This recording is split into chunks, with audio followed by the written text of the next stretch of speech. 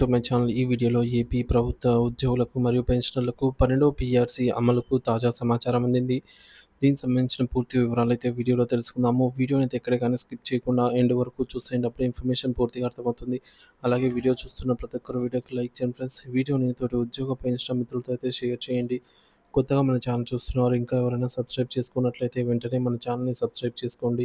దీని ద్వారా నేను చేసే లేటెస్ట్ వీడియోస్ అన్నీ మీ వరకు రీచ్ అవుతాయి. ఇక ఆలస్యం చేయకుండా వివరాల్లోకైతే వెళ్ళిపోదాము.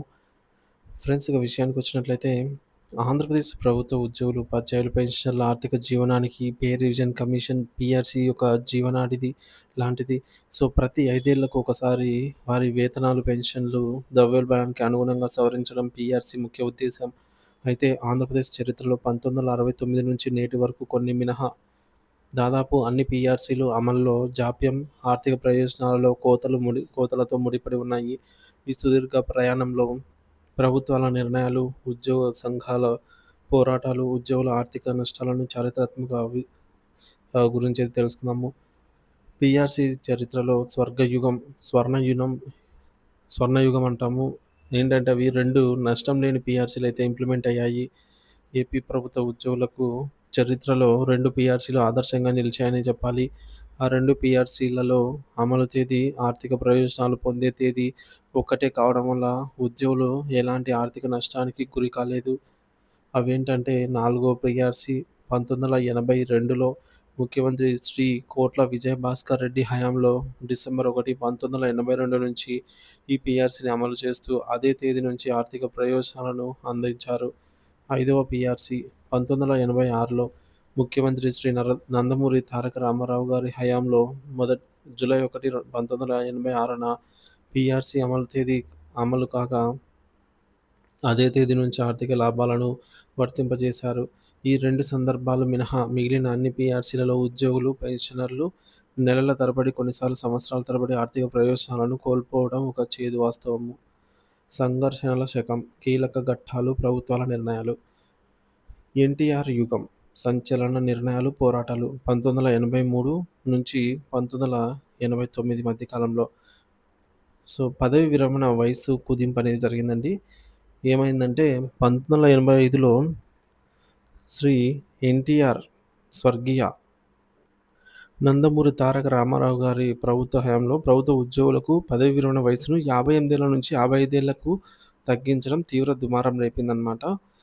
సో, ప్రభుత్వ దయనీయతపై పోరాడేందుకు ఉద్యోగ, ఉపాధ్యాయ, పెన్షనర్లు ఐక్యమై ఏపీ స్టేట్ గవర్నమెంట్ ఎంప్లాయీస్ అసోసియేషన్‌ను స్థాపించారు. ఈ నిర్ణయాన్ని సుప్రీంకోర్టులో సవాల్ చేశారు. రాజకీయ సంక్షోభం మరియు పునరుద్ధరణ.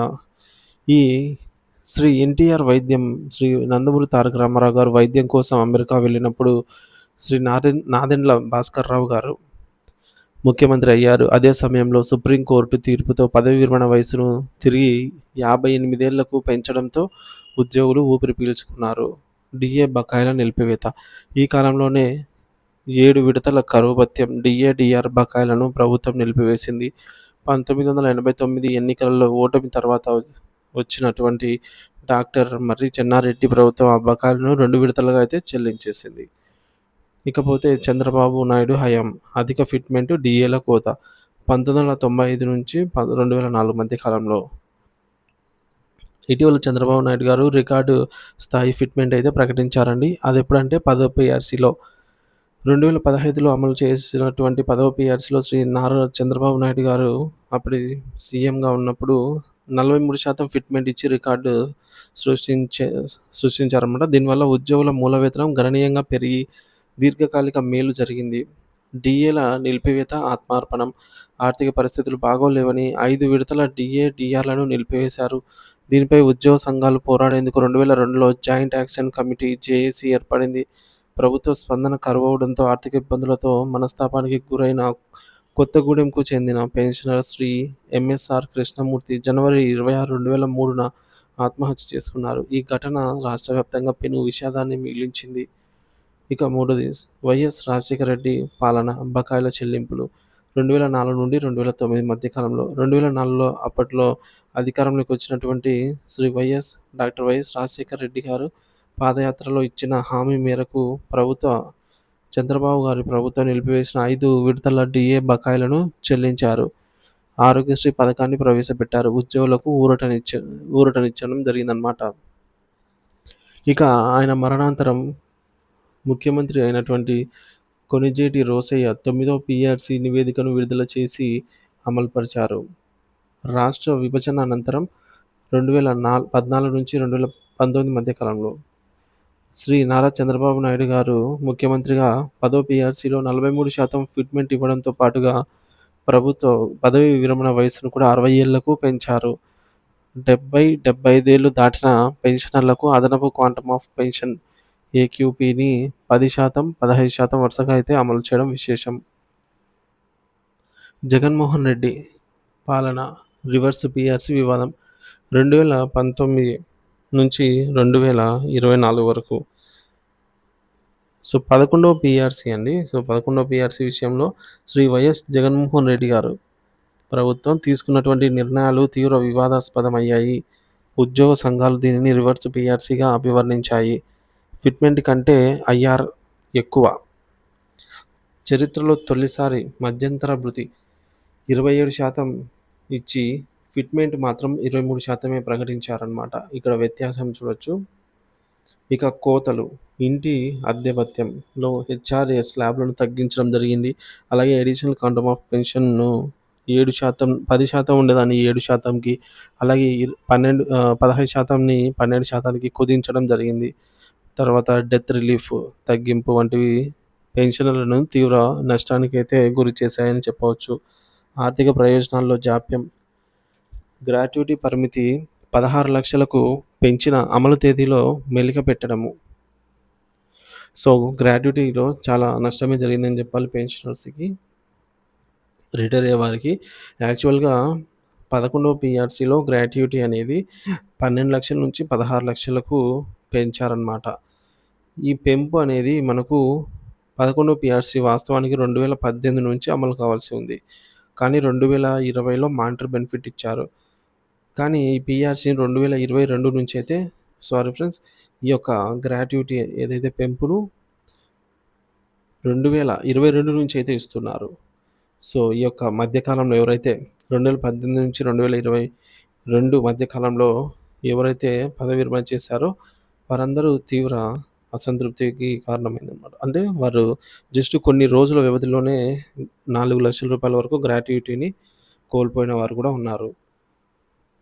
పదవీ విరమణ వయస్సు ఉద్యోగుల పదవీ విరమణ వయసును 62 ఏళ్లకు పెంచారు. పెన్షన్ విధానంలో మార్పులు ఓపీఎస్ నుండి సిపిఎస్ వరకు.